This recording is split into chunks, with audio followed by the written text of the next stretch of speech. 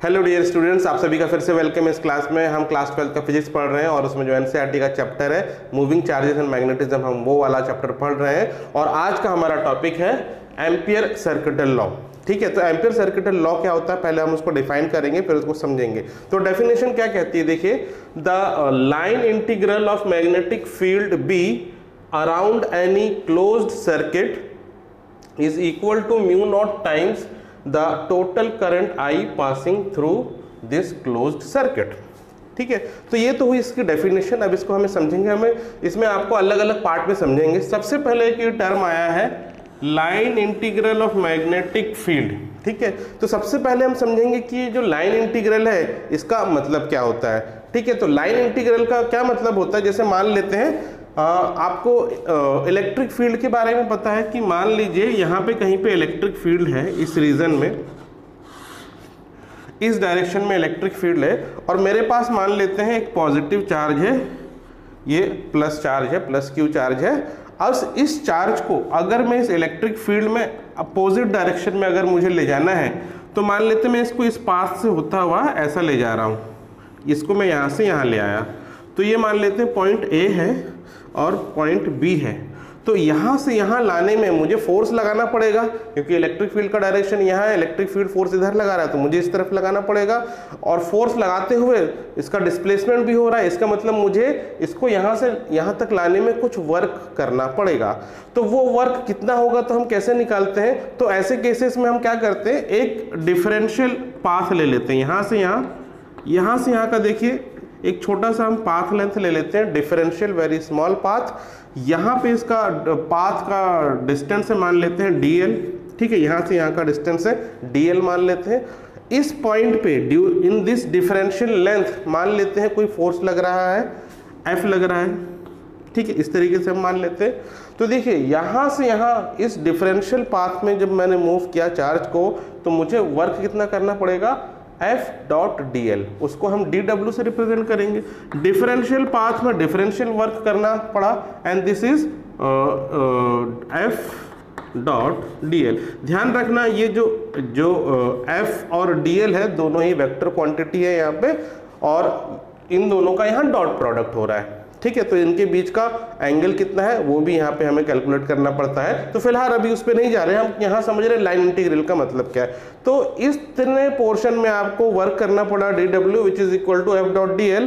तो यहाँ से यहाँ पूरा वर्क आपको अगर निकालना है तो क्या करना पड़ेगा, हमको इंटीग्रेशन करना पड़ेगा। This is W equal to total work done and it is equal to F dot dl, और कहाँ से कहाँ, फ्रॉम A टू B। जो पाथ है A से B है, तो देखिए ये जो है क्या कहलाएगा, this portion, this integral portion is called line integral. Line integral कहाँ से कहाँ, A से लेके B तक जाने में हमने क्या किया, फोर्स का लाइन इंटीग्रल किया है, क्योंकि यहाँ पे फोर्स लगाया यहाँ से यहाँ तक जाने में, तो यहाँ फोर्स का हमने लाइन इंटीग्रल कहा। इस इक्वेशन से रिप्रेजेंट होता है। और अगर ये जो पाथ है यहाँ से हम यहाँ गए और यहाँ से घूम के फिर वापस अगर यहाँ आ गए, तो ये क्या बन गया, एक क्लोज सर्किट बन गया। तो यहाँ पे देखिए हमने जो लिखा है क्लोज सर्किट, तो लाइन इंटीग्रल क्लोज सर्किट में करना है। यहाँ तो मैंने A से भी आपको बताया था, ये एक पाथ में हमने इंटीग्रल किया, लेकिन अगर ये पाथ क्लोज्ड लूप बन जाए तो वो कहलाएगा क्लोज सर्किट। तो अगर क्लोज सर्किट में इंटीग्रल करना है तो यहाँ हम इंटीग्रेशन में एक इस तरीके से एक सर्कल का साइन बना देते हैं। तो this sign is called line integral around a close path. तो यहां मैंने आपको बताया फोर्स का एग्जांपल देके। अब फोर्स नहीं, यहां तो हमें मैग्नेटिक फील्ड की बात कर रहे हैं, तो हमें मैग्नेटिक फील्ड का लाइन इंटीग्रेट करना है। और मैग्नेटिक फील्ड किससे जनरेट होगी, करंट कैरिंग वायर से। तो देखिए एम्पियर सर्किटल लॉ का यूज हम कहां करते हैं, जब एक से ज्यादा करंट कैरिंग वायर किसी फील्ड में रखे हों और उनके वजह से मैग्नेटिक फील्ड आपको पता करना हो, तब हम एम्पियर सर्किटल लॉ का यूज करते हैं। हमने बायोट-सैवर्ट लॉ पढ़ा है।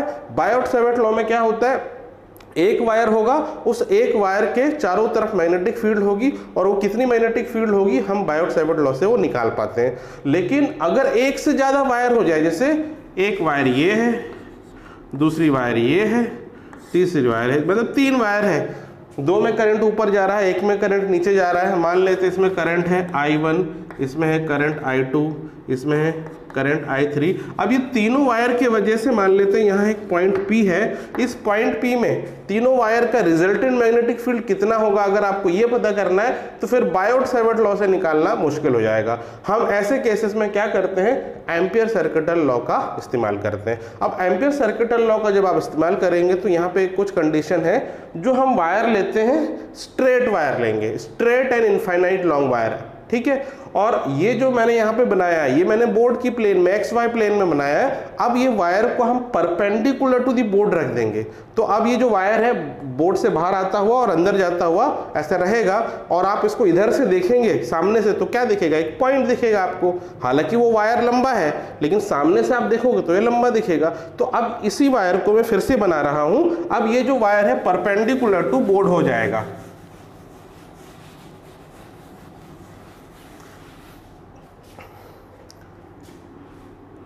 तो देखिए जब ये वायर को हम परपेंडिकुलर टू बोर्ड देखेंगे तो इस तरीके से ये दिखेगा।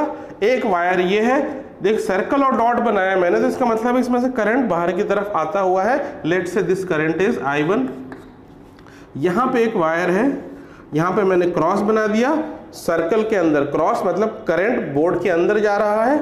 This is let's say I2। और एक और बना देते हैं, मान लेते हैं ये सर्कल एंड डॉट, मतलब ये करंट बाहर आ रहा है, दिस करंट इज I3, ठीक है। तो ये जो है तीनों वायर है, स्ट्रेट वायर है, इनफाइनाइट लॉन्ग वायर है, और इनकी वजह से यहाँ पे पॉइंट P पे मुझे मैग्नेटिक फील्ड निकालना है। तो हम क्या करेंगे, एक लूप बनाएंगे जो कि पॉइंट P से होता हुआ जाएगा। तो एक मैंने लूप बनाया इस तरीके से, क्लोज लूप। अब ये जो लूप है सर्कल भी हो सकता है या कोई अनइवन शेप भी हो सकता है, ठीक है। सर्कल के फॉर्म में भी आप बना सकते हैं या रेक्टेंगल के फॉर्म में बन सकता है, स्क्वायर के फॉर्म में, कोई भी शेप हो सकता है या कोई भी अनइवन फॉर्म हो सकता है। लूप कैसा भी होना चाहिए, क्लोज लूप होना चाहिए। लेकिन हम जनरली इस लॉ का अप्लाई कहाँ करते हैं, ये लॉ यूजफुल कब होता है, जब शेप आइडेंटिकल मतलब जो है सर्कल हो जहाँ पे हम इजीली कैलकुलेट कर सकते हैं, या स्क्वायर या रेक्टेंगल का शेप हो, ऐसे केसेस में हम अप्लाई करते हैं। लेकिन ये यहाँ भी एप्लीकेबल होगा, ठीक है। हमने एक पाथ बना लिया, एक लूप बना लिया, एक क्लोज सर्किट इस तरीके से हमने बना लिया। अब यहाँ पे देखिए इसके अंदर 3 करंट कैरिंग वायर है। 2 करंट जो है I1 एंड I3 बोर्ड से बाहर आ रहा है और एक जो है बोर्ड के अंदर जा रहा है। अब इसमें एक डायरेक्शन को आपको पॉजिटिव लेना होता है, एक डायरेक्शन को नेगेटिव लेना होता है। तो इस केस में आप अगर मान लीजिए लूप में हम ये डायरेक्शन फॉलो कर रहे हैं, P से होता हुआ, मतलब एंटी क्लॉकवाइज अगर आप फॉलो कर रहे हैं तो आप अपने राइट हैंड को ऐसे एंटी क्लॉकवाइज घुमाइए और जो अंगूठा आपको बाहर की तरफ दिख रहा है तो बाहर की तरफ जो करंट आ रहा है उसको आप पॉजिटिव ले लेंगे। और अगर आप इसके उल्टा डायरेक्शन मतलब क्लॉकवाइज डायरेक्शन में घूमेंगे तब अपने हाथ को आप क्लॉकवाइज डायरेक्शन घुमाइए और अंगूठा बोर्ड के अंदर जाएगा, तो बोर्ड के अंदर जाने वाले करंट को उस टाइम आप पॉजिटिव ले सकते हैं। तो जैसे मैं इस केस में हम ये लूप का डायरेक्शन में ले रहा हूँ एंटी क्लॉकवाइज, ऐसे हम उसका जो है लाइन इंटीग्रल कर रहे हैं। तो जो ये वाले करंट है इसको मैं पॉजिटिव ले रहा हूँ, जो बाहर आ रहा है यानी I1 एंड I3, और I2 अंदर जा रहा है तो इसको मैं नेगेटिव ले रहा हूँ। अब अकॉर्डिंग टू दिस लॉ ये क्या कहता है, यदि हम लाइन इंटीग्रल करें मैग्नेटिक फील्ड का, देखिए ये तीनों करंट कैरिंग वायर की वजह से मैग्नेटिक फील्ड हर पॉइंट पे होगा। तो देखिए एक छोटा सा हम यहाँ पे एलिमेंट लें, ये DL है, यहाँ पे हम इन तीनों का रिजल्टेंट मैग्नेटिक फील्ड कुछ ना कुछ होगा। यहाँ पे कुछ होगा B, ठीक है, इसकी कुछ वैल्यू होगी। इसके आगे जाएंगे यहाँ भी कुछ होगा B, और ये भी जो है DL लेंथ होगा, डिफरेंशियल एलिमेंट, यहाँ भी कुछ वैल्यू होगी B। ये B अलग अलग भी हो सकता है और सेम भी हो सकता है। तो यहाँ अभी जनरल में मान लेते हैं यहाँ B1 है, यहाँ B2 है, यहाँ इनके बीच में कुछ इनका डायरेक्शन भी होगा, मैग्नेटिक फील्ड वेक्टर क्वांटिटी इसका कुछ डायरेक्शन होगा। DL का डायरेक्शन तो फिक्स है, जो पाथ का डायरेक्शन है वही DL का डायरेक्शन है, लेकिन मैग्नेटिक फील्ड का अलग अलग डायरेक्शन हो सकता है। फिर इस पॉइंट पे, हर एक पॉइंट पे आपको ये DL मिलेगा और यहाँ पे आपको मैग्नेटिक फील्ड मिलेगा। तो हर एक डिफरेंशियल एलिमेंट का B डॉट DL उसको करते जाएंगे और उसको जोड़ देंगे तो वो कहलाएगा मैग्नेटिक फील्ड का लाइन इंटीग्रल। तो यानी हमें क्या करना है, B डॉट डीएल, ये हम करेंगे। और ये क्या है, ये वेक्टर क्वांटिटी है तो ये डॉट प्रोडक्ट है, ये ध्यान रखना बी डॉट डीएल है, ये डॉट प्रोडक्ट है। और सारे पाथ का आप करेंगे क्लोज लूप का तो हम लिखेंगे क्लोज लूप लाइन इंटीग्रल। ये सर्कल बना दिया, इसका मतलब है क्लोज लूप लाइन इंटीग्रल। और अगर हम क्लोज लूप लाइन इंटीग्रल करेंगे तो इसकी वैल्यू किसके बराबर होती है, this value is equal to mu naught times summation of current passing through this circuit. अब समेशन ऑफ करंट का मतलब क्या, यदि जितने करंट हैं, जो करंट बाहर की तरफ इस केस में आ रहे हैं उनको हमने पॉजिटिव ले लेना है और अंदर की तरफ जा रहे हैं उनको नेगेटिव ले लेना है। तो सम ऑफ ऑल दी करंट हम यहाँ लिख रहे हैं। तो यही फॉर्मूला अगर हम इस केस का लें एग्जांपल, तो यही फॉर्मूले को हम ऐसे लिखेंगे बी डॉट डी एल, ठीक है, is equal to mu naught times हम लिखेंगे I1 minus I2 plus I3, ठीक है। तो ये फॉर्मूला हुआ I1 positive, I2 negative, I3 positive. और म्यू नॉट क्या है, it is permeability of free space, ये आप जानते हैं पहले से। तो ये है एम्पियर सर्किटल लॉ, ठीक है। तो ये समझ में आया, ये डेफिनेशन है, ये फॉर्मूला है। अब इसका हम एप्लीकेशन करते हैं अलग अलग जगह। सबसे जो मेन इसका एप्लीकेशन है जो आपके सिलेबस में है वो हम सोलेनॉइड और टोरॉइड में करते हैं। तो हम मैग्नेटिक फील्ड इनसाइड सोलेनॉइड का डेरिवेशन भी हम करेंगे with the help of this ampere circuital law. But उससे पहले हम ये जो एम्पियर सर्किटल लॉ है इस लॉ का एक प्रूफ देखेंगे with the help of single wire. एक वायर अगर होगा उसकी वजह से मैग्नेटिक फील्ड कितनी होगी उसको हम निकाल के ये एम्पियर लॉ पहले हम प्रूफ देखेंगे। तो अब नेक्स्ट टॉपिक आप लिख लीजिए, proof of ampere circuital law. अब देखिए हमें प्रूफ करना है एम्पियर सर्किटल लॉ, तो उसके लिए हम क्या करेंगे, हम एक केस लेंगे जो हमने बायोट-सैवर्ट लॉ में भी किया था। यदि हमारे पास एक स्ट्रेट करंट कैरिंग वायर है जिसमें करंट I फ्लो हो रही है और ये इनफाइनाइट है, ऊपर भी इनफाइनाइट है और इधर भी इनफाइनाइट है, और इसकी वजह से मतलब यहाँ एक पॉइंट है एट सम डिस्टेंस लेट से R, ठीक है। तो इस पॉइंट P में इस करंट कैरिंग वायर के वजह से मैग्नेटिक फील्ड कितना होता है, तो एक जनरल फॉर्मूला हमने डिराइव भी किया था स्ट्रेट वायर के वजह से मैग्नेटिक फील्ड कितना होता है बायोट-सैवर्ट लॉ में। तो वो फॉर्मूला था B is equal to mu naught upon 4 pi into I upon R bracket में साइन φ1 प्लस साइन φ2, ठीक है। तो ये वाला हमने डेरिवेशन किया था। अगर आपने वो डेरिवेशन नहीं किया है तो प्रीवियस वीडियो जाके आप देख सकते हैं, चेक कर सकते हैं, इसका लिंक मैं डिस्क्रिप्शन में डाल दूंगा, ठीक है। तो ये है हमने इसको डिराइव किया था बायोट-सैवर्ट लॉ से। ये फॉर्मूला किसी भी स्ट्रेट वायर के लिए होगा, लेकिन अगर स्ट्रेट वायर इनफाइनाइट हो जाती है तो उस केस में φ1 और φ2 90 डिग्री हो जाता है। तो साइन 90 होता है 1, तो ये भी 1 हो जाएगा इनफाइनाइट के केस में, और ये भी 1 हो जाएगा। φ1 φ2 90 हो गया तो 1 प्लस 1 क्या हो गया, 2 हो जाता है। तो B is equal to mu naught upon 4 pi into 2I upon R, इस तरीके से हो जाता है ये फॉर्मूला। अब चाहे तो 2 और 4 को काट सकते हैं, तो B जो हो जाएगा mu naught I upon 2 pi R। तो ये होता है मैग्नेटिक फील्ड इस पॉइंट P पे इस करंट कैरिंग वायर के वजह से by the help of Biot-Savart law, ये हम निकाल चुके हैं। लेकिन अब हमें यहाँ अप्लाई करना है एम्पियर सर्किटल लॉ। तो एम्पियर सर्किटल लॉ के लिए हमें एक क्लोज लूप चूज करना है, ठीक है। तो यहाँ पे देखिए पॉइंट P से जाता हुआ आपको एक क्लोज लूप बनाएंगे। तो आप इसको देखिए, ये जो है y एक्सिस में, और सर्कल हम ऐसे बनाएंगे perpendicular to this plane of body, इस तरीके से हम सर्कल बनाएंगे यहाँ। तो ये जो है आपका सर्कल इस तरीके से होगा,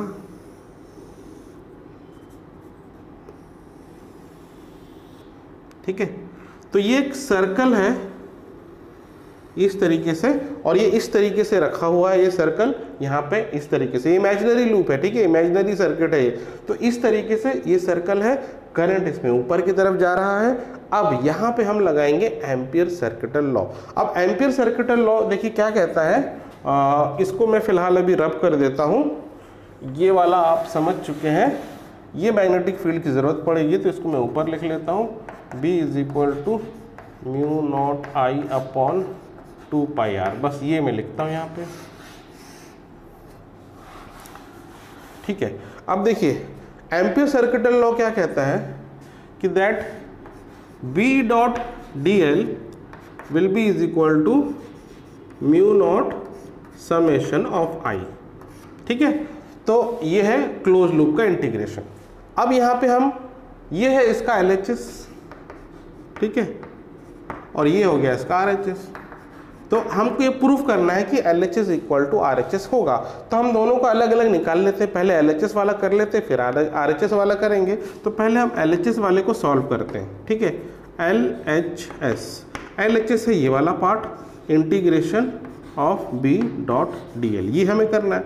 तो अब देखिए, आप इस सर्कुलर जो हमने लूप लिया है, सर्कुलर जो ये क्लोज सर्किट लिया है, ये इसका सर्कल का रेडियस R है, और इसका आप कोई भी पोर्शन ले लें, मान लें ये पॉइंट ले लें, ये है DL। ठीक है, यहाँ पे कुछ ना कुछ मैग्नेटिक फील्ड होगा, वो होगा B। यहाँ पे जो मैग्नेटिक फील्ड होगा B। अब यहाँ पे देखिए DL का डायरेक्शन क्या होगा, अगर हम इस डायरेक्शन में मूव कर रहे हैं, ये लूप का मैंने डायरेक्शन लिया है, तो BL का डायरेक्शन क्या है, इस पॉइंट पे DL के पोर्शन में वो वही है, टेंजेंट टू द सर्कल। देखिए मान लेते हैं, यहाँ मैं बना लेता हूँ, एक ये वायर है जो परपेंडिकुलर टू द बोर्ड रखा है, परपेंडिकुलर टू दिस बोर्ड, और इसके चारों ओर मैग्नेटिक फील्ड का डायरेक्शन क्या होगा, राइट हैंड थंब रूल से थंब बाहर आ रहा है, और फिर आप हाथ को कर्ल करेंगे तो एक सर्कल ऐसा बनेगा, तो मैग्नेटिक फील्ड का डायरेक्शन ये होगा। तो एक सर्कुलर मैग्नेटिक फील्ड बनेगी इस वायर के चारों ओर। अब जैसे मैंने ये पूछा कि इस पॉइंट पे मैग्नेटिक फील्ड का डायरेक्शन क्या है, तो इस पॉइंट पे हम यहाँ टेंजेंट बनाते हैं और ये निकल जाता है मैग्नेटिक फील्ड का डायरेक्शन। अगर मैं बोलूँ कि इस पॉइंट पे मैग्नेटिक फील्ड का डायरेक्शन क्या होगा, तो इस पॉइंट पे आप एक टेंजेंट बनाएंगे तो ये निकल जाएगा मैग्नेटिक फील्ड का डायरेक्शन। तो यहाँ पे हम इस पॉइंट पे अगर डिफरेंशियल एलिमेंट लिया है हमने, तो इस डिफरेंशियल एलिमेंट बहुत छोटा सा होगा, उस पॉइंट पे आप टेंजेंट बनाएंगे तो वही B का डायरेक्शन हो जाएगा। ठीक है, और जो टेंजेंट का डायरेक्शन होगा वही DL का भी डायरेक्शन होगा। जैसे इस पॉइंट पे मान लूँ छोटा सा एक एलिमेंट लूंगा मैं DL, तो DL का भी डायरेक्शन B के डायरेक्शन में होगा और मैग्नेटिक फील्ड भी सेम डायरेक्शन में। तो इस पॉइंट पे जो मैग्नेटिक फील्ड है और DL है, इनका डायरेक्शन सेम होगा। ठीक है, ये आपको क्लियर होना चाहिए सबसे पहले। तो मैग्नेटिक फील्ड B और DL डिफरेंशियल एलिमेंट दोनों का डायरेक्शन सेम है, मतलब इनके बीच में एंगल है 0। तो जब आप इसको एक्सपेंड करेंगे, B डॉट DL क्या हो जाएगा, BDL cos थीटा, थीटा यहाँ 0 डिग्री हो जाएगा और cos 0 की वैल्यू 1 होती है। ठीक है, तो यहाँ पे B डॉट DL को आप डायरेक्टली लिख सकते हैं B इंटू DL। ठीक है, ये बात हुई। अगर आप कोई दूसरा पोर्शन ले, इधर ले, इधर भी होगा मैग्नेटिक फील्ड B और इधर भी है D। अब जो मैग्नेटिक फील्ड इधर है वही मैग्नेटिक फील्ड इधर भी तो होगा। यहाँ पे B1, B2, B3 अलग अलग नहीं, क्योंकि हर पॉइंट का जो डिस्टेंस है इस करंट कैरिंग वायर से इक्वल है, क्योंकि ये सर्कल का रेडियस इक्वल है हर जगह।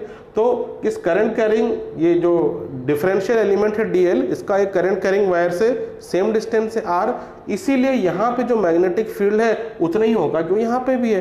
तो यहाँ पे भी B डॉट DL का वैल्यू क्या होगा, जो यहाँ पे होगा। तो ऐसे सारे B डॉट DL को आप जोड़ देंगे तो ये बनेगा इक्वेशन। तो ये देखिए, इसको हम ये इसी इक्वेशन को आगे अगर एक्सपेंड करेंगे तो ये क्या हो जाएगा, BDL cos 0 डिग्री, और cos 0 डिग्री की वैल्यू 1 होता है, तो केवल B डॉट DL रहेगा।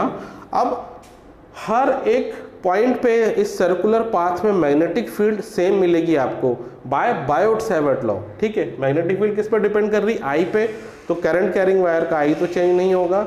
दूसरा ये डिपेंड कर रहा R पे, तो हर एक पॉइंट पे R का वैल्यू सेम है, तो हर एक पॉइंट पे B सेम हो गया। तो इस पूरे इंटीग्रेशन के लिए B तो एक कांस्टेंट हो गया, तो आप B को इंटीग्रेशन साइन के बाहर निकाल देते हैं इसमें, और केवल DL का इंटीग्रेशन होगा फिर। तो ये देखिए, ये क्या हो गया, B को हमने बाहर निकाल दिया, DL बचा। अब DL का इंटीग्रेशन क्या है, DL इज पाथ या length of this close circuit, तो DL का इंटीग्रेशन हो जाएगा circumference of this close loop या क्लोज सर्किट। और ये सर्किट कैसा है, सर्कुलर है, तो सर्कमफ्रेंस इसका क्या हो जाएगा, 2πr। तो DL की जगह आप लिखेंगे 2πr। तो ये जो था हमारा LHS B डॉट DL, इसका हमें फाइनल वैल्यू मिल रहा है b इंटू 2πr, ठीक है, b इंटू 2πr मिला। यहां तक समझ में आया। अब देखिए क्या करना है, ये जो b है मैग्नेटिक फील्ड है, और इस सर्कल के हर एक पॉइंट पे, इस पॉइंट P पे या यहाँ पे किसी भी पॉइंट पे मैग्नेटिक फील्ड की वैल्यू कितनी होगी, इतनी ही होगी जो बायोट-सावर्ट लॉ से हमने निकाला है। अगर ये वैल्यू यहाँ पे हम B की जगह सब्स्टिट्यूट कर दें तो क्या हो जाएगा, देखिए। तो यहाँ हम अगले स्टेप यहाँ लिख लेते हैं। तो ये है, इसको यहाँ ऐसे कर लेते हैं, integration B dot dl will be equal to, B की वैल्यू ये लिया आपने mu naught I upon 2πr। अब देखिए यहाँ करंट कैरिंग एलिमेंट एक ही है, तो यहाँ आपको प्लस माइनस का आपको सोचने की ज़रूरत नहीं है। एक करंट में आप एक ही डायरेक्शन लेंगे, ठीक है, जो भी डायरेक्शन होगा उसका वो प्लस ले लेंगे आप। तो b की वैल्यू ये है, फिर उसके बाद मल्टीप्लाई बाय 2πr, 2πr से 2πr कट गया, तो फाइनल क्या मिल गया, b dot dl will be is equal to mu naught I, और ये क्या है, RHS है। हमने LHS से स्टार्ट किया और ये RHS हमको मिल गया। तो यही तो है एम्पीयर सर्किटल लॉ, और इस तरीके से ये एम्पीयर सर्किटल लॉ होता है प्रूफ, ठीक है। तो अभी आपको समझ में आ गया होगा आई थिंक। अगर इसमें कोई भी डाउट है तो आप मुझे कमेंट करके बता सकते हैं। तो इसका जो अगला एप्लीकेशन है दैट इज सोलेनॉइड वाला, उसको हम नेक्स्ट क्लास में कंटिन्यू करेंगे। So that's all for today's class. Take care of yourself and have a nice day.